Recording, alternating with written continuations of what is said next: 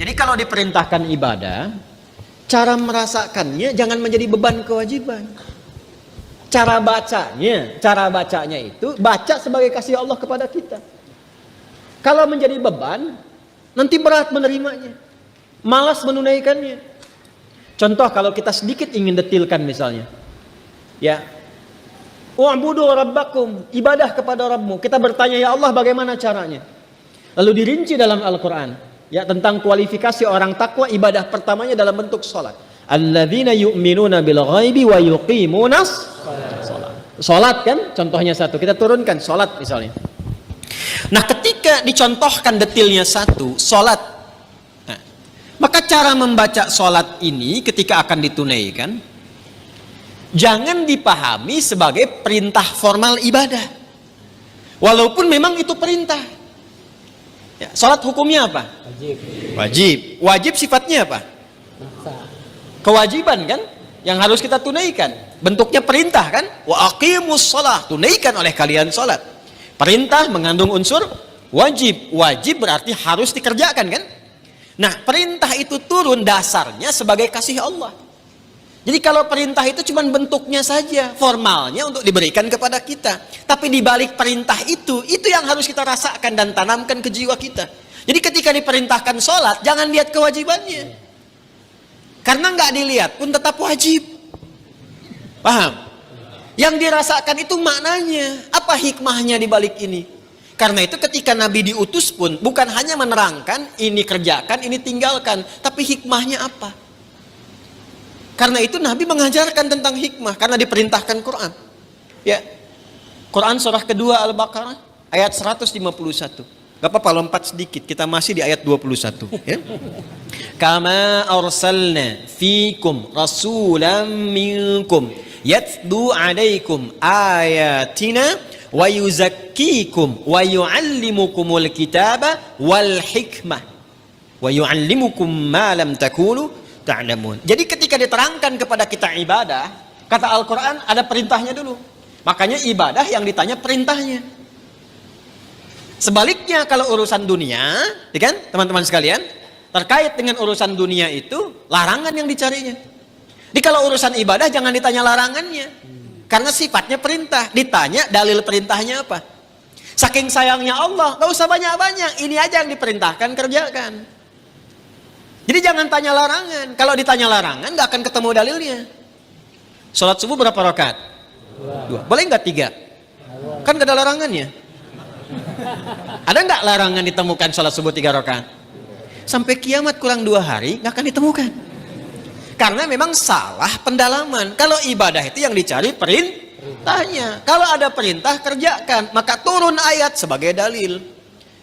Ya, konsepnya begitu. Kama arsalna fikum rasulan minkum yatlu alaikum ayatina. Turun ayat dari kami. Apa ayatnya? Dalilnya apa? Wa aqimus shalah. Baru kita sholat. Lihat prakteknya dari Nabi. Contohnya bagaimana? Dibatasi, saking sayangnya Allah, nggak usah banyak-banyak. Tapi kalau kita ikuti dapat hasilnya. Nah sekarang bagaimana menjalaninya? Setelah turun ayatnya, belajar cara melakukannya, bahas juga hikmahnya supaya nikmat menjalani ibadahnya. Karena ketika ayat diturunkan, hikmah menyertainya. Itu permintaan turunnya hikmah itu sampai dimohonkan 2 orang Nabi dan Rasul, ayah dan anak. Nabi Ibrahim dan Nabi Ismail setelah tuntas alaihi wassalam meninggikan bangunan Ka'bah yang runtuh bagian atasnya di masa Nabi Nuh karena terkena banjir itu, tersisa pondasi. Masih ingat 2 tahun lalu saya terangkan, ya kan? Pondasi bahasa Arabnya kalau satu kaidah, kalau banyak jamak qawaid. Meninggikan bahasa Arabnya rafa'a yarfa'u. Ya, yarfa'u. Ka'bah itu pertama kali ditetapkan oleh Allah sebagai kiblat manusia disebut bait. Inna awwala baitin wudi'a lin-nas, bait. Di Ali Imran ayat 96 itu. Di era Nabi Nuh alaihissalam terkena bagian banjir atasnya, tersisa pondasinya. Ka'bah ada berapa titiknya? 4 ya, kurang lebih gitu kan. Berarti setidaknya pondasinya ada berapa sudut? 4 bagian. Kalau 4 jama' atau tunggal? Jama'. Berarti harus bentuknya qawaid. Meninggikan tadi apa? Yarfa. Apa yang ditinggikan? Bait. Buka Al-Baqarah ayat 127. Paling kiri sebelah atas di mushaf. Wa idh yarfa'u Ibrahimul qawa'ida minal baiti wa Ismailu. Ada ayatnya? Wa idh yarfa'u Ibrahimul qawa'id minal bait wa Ismailu. Dan ketika Ibrahim alaihissalam meninggikan bangunan Ka'bah itu, pondasi Ka'bah itu ditinggikan kembali. Disertai oleh Ismail, ada takdim wa ta'khir. Kenapa Ismailnya diakhirkan? Jadi kalau katanya menyatu bersamaan, Allah bisa katakan begini misal di luar Quran ya. Wa idh yarfa'u Ibrahimu wa Ismailu. Tapi di sini Ismailnya di akhir. Wa idh yarfa'u Ibrahimul qawa'ida minal baiti wa Ismail. Kalau keduanya subjeknya disatukan, itu pekerjaannya sama bobotnya. Tapi kalau yang satu diawalkan, yang satu diakhirkan, maka yang diakhirkan itu bantu-bantu saja. Makanya tugas awalnya untuk Nabi Ibrahim. Nabi Ibrahim ketika melangkahkan kaki pertama untuk membangun sesuatu, langkah untuk menunjukkan kemuliaan membangun sesuatu, itu makam namanya. Makanya tapaknya makam Ibrahim itu kan ada ya. Ya, kekinian itu lokasinya. Nah, di situ pertama kali itu menapak untuk meninggikan kembali. Begitu kemudian mau membangun, meninggikan, anak datang. Nanti saya rinci saat Idul Adha. Datang merasakan beban ayah. Itu tidak mudah menemukan anak yang ketika ayahnya kerja, merasakan itu ingin bantu. Itu nggak mudah. Bagaimana bisa begitu? Nanti pas khutbah Idul Adha saya terangkan. Singkatnya datang bawa batu. Batu bahasa Arabnya itu hajar. Ya. Kalau disusun-susun jadi satu bagian disebut hijr. Kalau menjadi ruangan disebut hujrah. Maka datang bawa batu disusun-susun itu. Nah bagian itulah yang disebut dengan hijr Ismail sekarang. Asalnya begitu. Nah secara singkatnya ketika sudah jadi bangunannya itu berdoalah kepada Allah. Di antara doanya itu yang ayat 129. 129-nya. Rabbana wab'ath fihim rasulam minhum yatlu alaihim ayatika wa yu'allimuhumul kitaba wal hikmah wa yuzakkihim innaka antal azizul hakim. Ya Allah, mohon ya Allah, nanti utus rasul yang terakhir itu, rasul yang paling terakhir, karena rasul ini yang paling mulia. Ya, nanti setiap nabi dan rasul, nanti ketika masuk ke ayatnya kita akan bacakan. Itu semua nabi dan rasul bisa bertugas setelah mengambil komitmen perjanjian dengan Allah akan membantu risalah Nabi Muhammad SAW. Di risalah Nabi Muhammad itu sudah diviralkan di zaman setiap rasul sebelum kedatangan nabinya. Ya. Wa idh akhadallahu mitsaqan nabiyyina lama ataitukum min kitabin wa hikmatin thumma ja'akum rasulun musaddiqun lima ma'akum la tu'minunna bihi wa la tansurunna. Qala aqrartum wa akhadtum ala dhalikum isri qalu aqrarna qala fashhadu wa ana ma'akum asyahidin wa ana ma'akum minasyahidin. Jadi enggak mungkin ada rasul bertugas kecuali dalam tugas itu ada komitmen untuk membantu menerangkan dan menguatkan risalah Nabi Muhammad SAW yang akan bertugas kemudian. Nabi Ibrahim, Nabi Ismail itu keduanya bermohon, ya Allah, karena ini rasul yang paling mulia, maka mohon ya Allah lahirnya dekat tempat yang paling mulia. Mana tempat yang paling mulia di bumi? Makkah. Ka'bah. Di Makkah Al-Mukarramah. Karena itu satu-satunya nabi yang lahir dekat Ka'bah itu cuma Nabi Muhammad SAW. Nabi Ismail dimakamkannya dekat situ, yang dekat sumur Zam-Zam itu. Ya. Tapi yang lahir di situ hanya Nabi Muhammad SAW. Yang sekarang jadi tempat maktabah qadimah itu, ya, perpustakaan itu, ya, cuma sengaja disamarkan supaya menunjukkan kepada masyarakat itu, ya, tentang situs-situs yang benar, tapi tidak digunakan sebagai bagian dari penyembahan. Kadang nyampe sana ada yang salah kiblat, gitu, salatnya ngadep ke situ, makanya dituliskan di situ, pakai gambar-gambar dicoret begini. Nanti yang umrah saya terangkan beberapa bagiannya di mana lokasinya. Ya, nanti ada di situ dekat rumah Abu Jahal, ada di situ. Ya, rumah Sayyidah Khadijah. Nah, di tempat Nabi lahir itu ada keterangan di tembok sama gambar. Yang sujud dicoret, kan?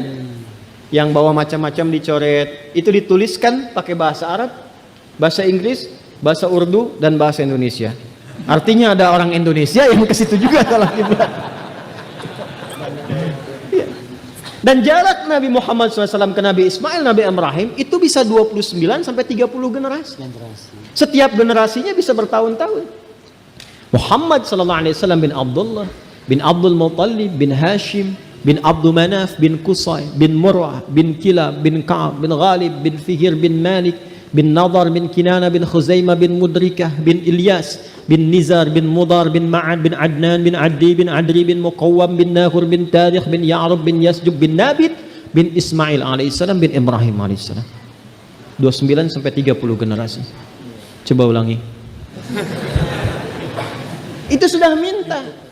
Ya Allah, konstruksi risalah yang dibawa Nabi Muhammad itu kuatkan dengan ayat supaya jelas, kita tidak bingung kalau mau ibadah. Makanya orang Islam itu ibadahnya jelas. Jadi kalau ditanya sholatnya bagaimana, ini perintah Allahnya, ini contoh Nabi hadisnya, terus itu bisa ditelusuri kebenarannya. Di Quran ada, di hadis tertuang, bisa dilacak lagi kebenarannya. Setelah itu bukan hanya cara dan ayatnya, hikmahnya pun ada. Karena itu yang pertama, membaca perintah pun pakai hikmah. Jadi ketika ada kalimat misalnya, maaf, wa aqimus shalah, tunaikan salat, lalu datang perintah itu diisyaratkan lewat suara azan. Allahu akbar, Allahu akbar.